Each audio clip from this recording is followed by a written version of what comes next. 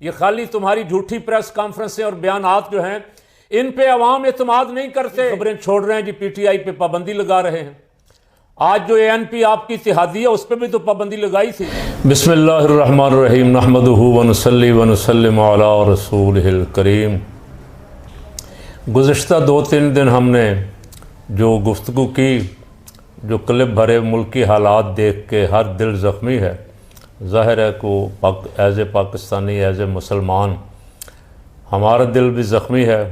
और कुछ बातें की जो बहुत सारे लोगों ने देखी और उस पर रिप्लाई किया, दुआएं दी, और बहुत सारों ने तो ये कहा कि शुक्र है अल्लाह का कोई हक़ के साथ उलमा में से कोई खड़ा है। बहुत सारे उलमा हक़ के साथ हैं अल्हम्दुलिल्लाह। सब अक्सरियत मासिवाए सरकारी टाउटों के, सरकारी मौलवियों के, दरबारी मौलवियों के, बाकी अक्सरियत उलमा की मस्जिदों में, मिंबरों में, महराब में हक़ बोलती है, लेकिन वो आवाज़ सब तक नहीं पहुंचती। इसलिए कि उनका ना तो कोई वीडियो क्लिप को टीवी चलाता है, ना उनका कोई टिकर चलाता है, ना उनका कोई मौक़िफ़ चलाता है। टीवी पे पूरे पाकिस्तानी मीडिया पे कब्ज़ा है। सेठ साहबान पैसा बना रहे हैं, अरबों रुपया। हुकूमत, जिस हुकूमत के पास जहर खाने के पैसे नहीं हैं, वो हुकूमत अरबों रुपया इश्तिहारात पे लुटा रही है। कोई उनको पूछने वाला नहीं।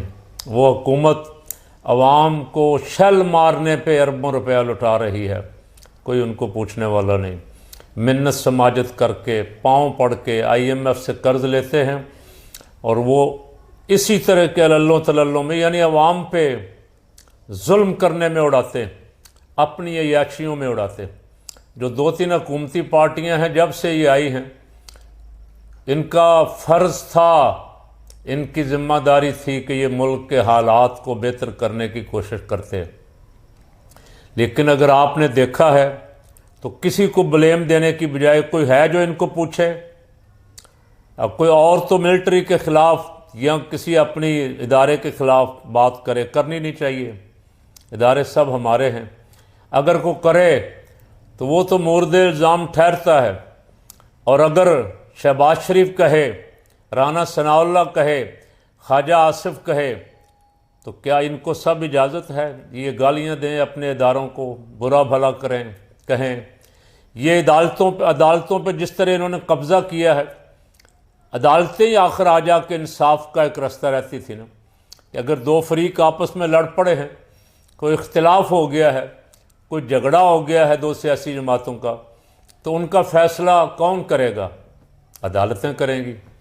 और अदालतों का जो हाल किया काजी फ़ाइज़ ईसा से लेके अब तक, कोई केस अदालतों में जाने से पहले हर बंदे को पता है कि इस केस का फ़ैसला क्या आएगा।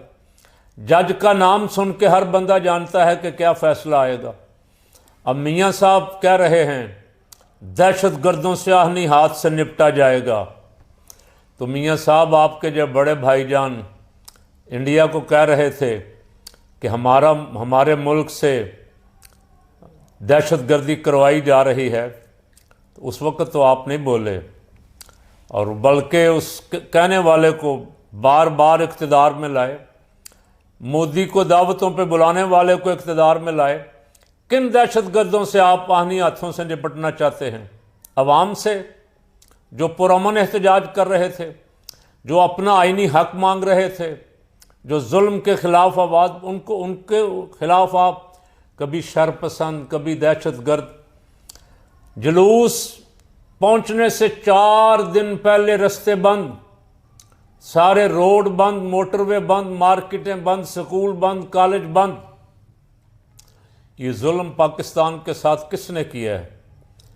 और 24 को आने वाले तो आपकी रुकावटें दूर करते करते 26 को पहुँचे। और झूठा प्रोपेगंडा आप कर रहे हैं टीवी पे। आप मुल्क को किस तरफ ले जा रहे हैं? आपके वज़ीरों ने 4 दिन पहले बयान देने शुरू कर दिए थे कि हमारे कोई मुज़ाकरात नहीं चल रहे, हम इनसे मुज़ाकरात नहीं करेंगे। क्यों? वो पाकिस्तानी शहरी नहीं हैं, वो कोई गन्ने लेके आए थे, वो कोई गोली चलाने आए थे, उनके हाथ में तो डंडा भी नहीं था। कोई एक आदमी, मैंने पहले भी अर्ज किया था, कोई एक आदमी दिखा दें जो उनकी वजह से ज़ख्मी हुआ हो। गाड़ियों के नीचे आपकी गाड़ियों के नीचे आके एहलकार कुचले गए। लेकिन जो कुछ मियाँ साहब आपने किया है, सदा बादशाही सिर्फ मेरे रब की है। डरो उससे, अल्लाह से डरो, ये जुल्म वाला रास्ता बंद करो। आज भी आराम के साथ बैठ के एक पूरे सूबे के खिलाफ आप मुहिम चला रहे हैं। कभी खबरें छोड़ रहे हैं गवर्नर राज लगा देंगे, कभी खबरें छोड़ रहे हैं जी पीटीआई पे पाबंदी लगा रहे हैं। आज जो एएनपी आपकी इत्तेहादी है उस पर भी तो पाबंदी लगाई थी, क्या बना पाबंदी का? और जब तहरीक इंसाफ के दौर में लब्बैक वालों पे पाबंदी लगी थी, फ़कीर ने उस वक्त भी कहा था ये तुम्हारी पाबंदी हवा में उड़ जाएगी, ये हाई कोर्ट और सुप्रीम कोर्ट में आके ठहर नहीं सकेगी, ये खाली तुम्हारी झूठी प्रेस कॉन्फ्रेंसें और बयानात जो हैं इन पे अवाम एतमाद नहीं करते।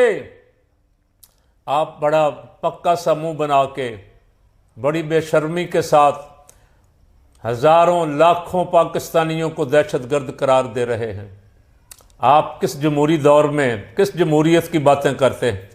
अवाम को पता है आपको कैसे बिठाया गया है, और आपको भी पता है आप पे क्या गुजर रही है।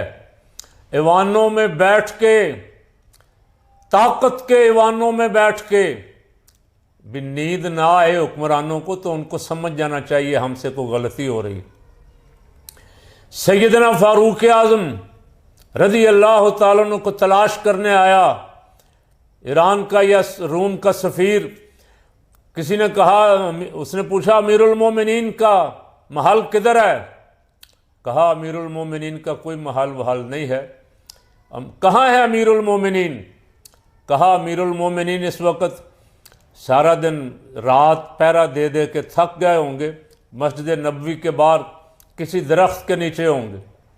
जब वो पूछते पुछाते पहुंचा वहां तक, तो सैयदना फारूक आज़म रज़ी अल्लाह तआला अन्हु सराने ईंट रख के सोए हुए थे।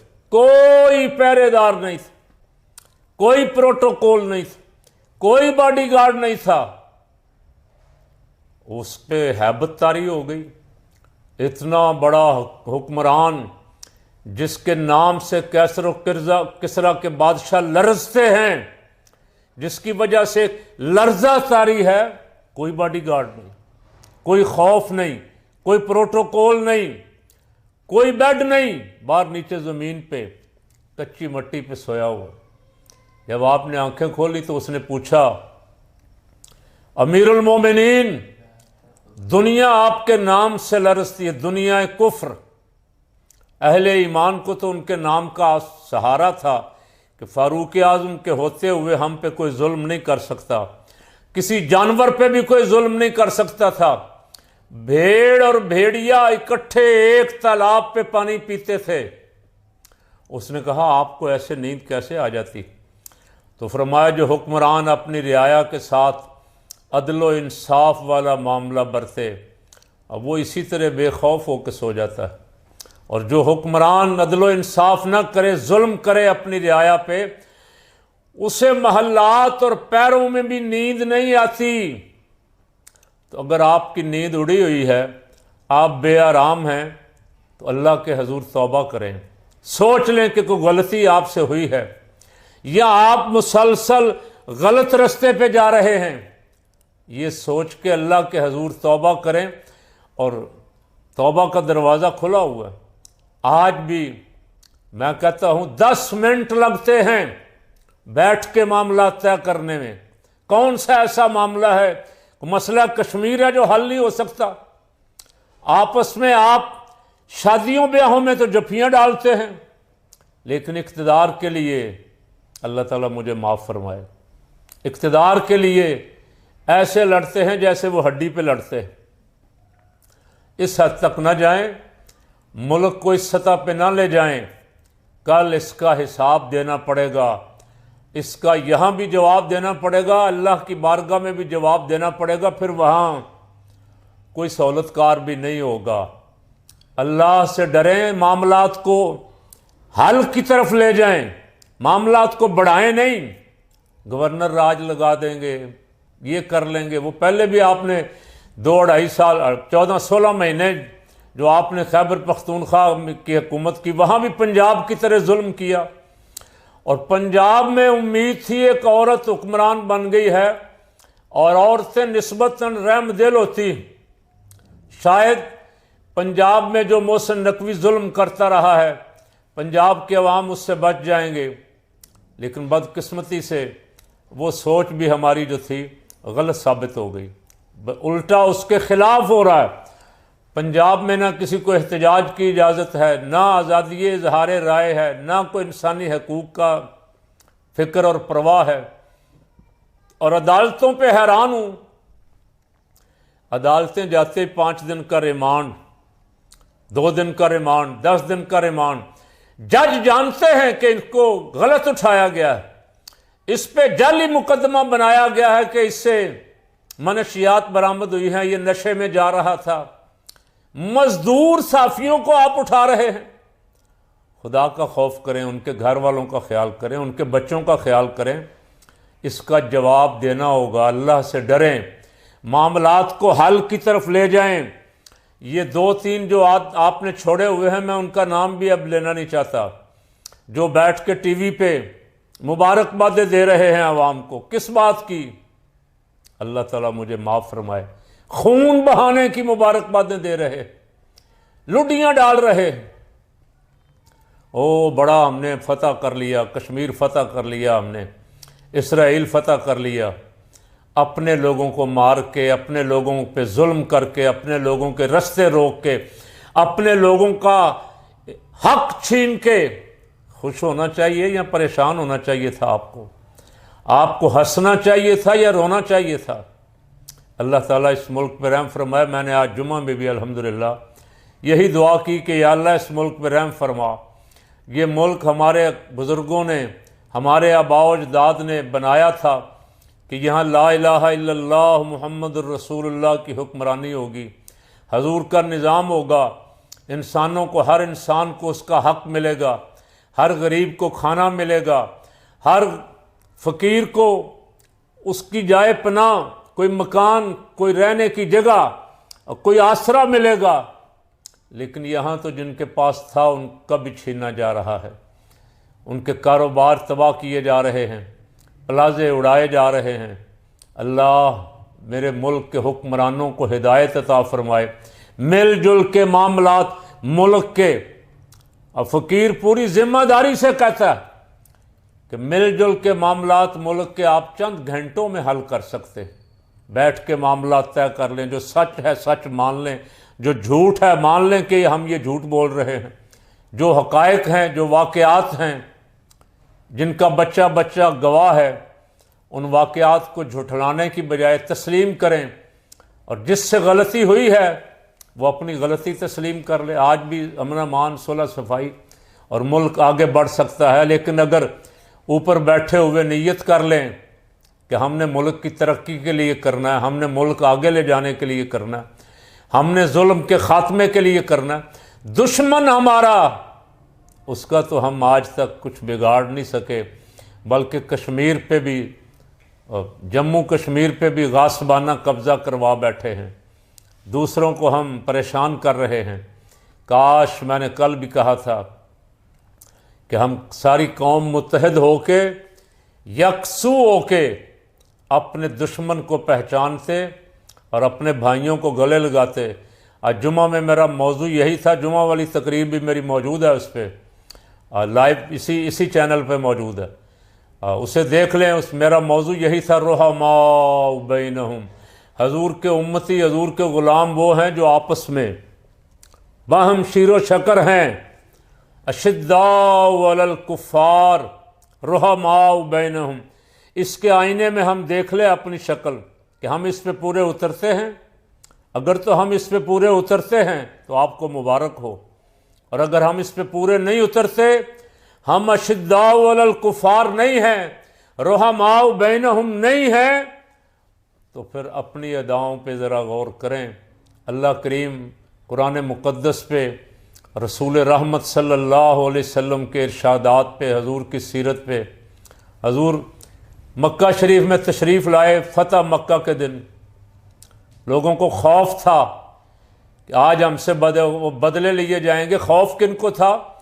जिन्होंने तत्ती रेत पे बिलाल हबशी को लटा के मारा था, और जिन्होंने अम्मार बिन यासर के जिस्म को नोचा था, खून बहाया था गुलामों का जो ईमान लाए थे। उनको खौफ था कि आज ये हुक्मरान बन के आ रहे हैं, फातेह बन के आ रहे हैं, पता नहीं हमारा क्या असर होगा। जाते ही मक्का शरीफ में दाखिल होते ही ऐलान फरमाया, ला तस्रीब अलैकुमुल यौम, फरमाया आज मैं आम माफ़ी का ऐलान करता हूँ। जिस तरह यूसुफ अलैहिस्सलाम ने अपने भाइयों के लिए माफ़ी का ऐलान किया था, तो ये हमारे लिए सीरत तो ये है, हमारे लिए नक्श कदम पाक मुस्तफ़ा सल्लल्लाहु अलैहि वसल्लम ही असल निजात का रास्ता है। और वो रब करीम ने उनको इरशाद फरमा दिया, इनके साथी जो हैं, हजूर के जो गुलाम हैं, हजूर का कलमा पढ़ने वाले, हर मोमिन, हर ईमान वाला, रुहमाउ बैनहुम, अशिद्दाउ अलल कुफार रुहमाउ बैनहुम। तो ज़रा कुरान के आईने में देखें, सीरत रसूल के आईने में देखें कि हम यही कुछ कर रहे हैं या इसके ख़िलाफ़ कर रहे हैं। अगर इसके ख़िलाफ़ कर रहे हैं तो फिर अपना अपना हिसाब देने के लिए तैयार रहें, हिसाब तो होगा। वल्लाहु अज़ीज़ुन ज़ुल इंतिक़ाम। अल्लाह ताला मुझे भी आपको भी हिदायत नसीब फरमाए।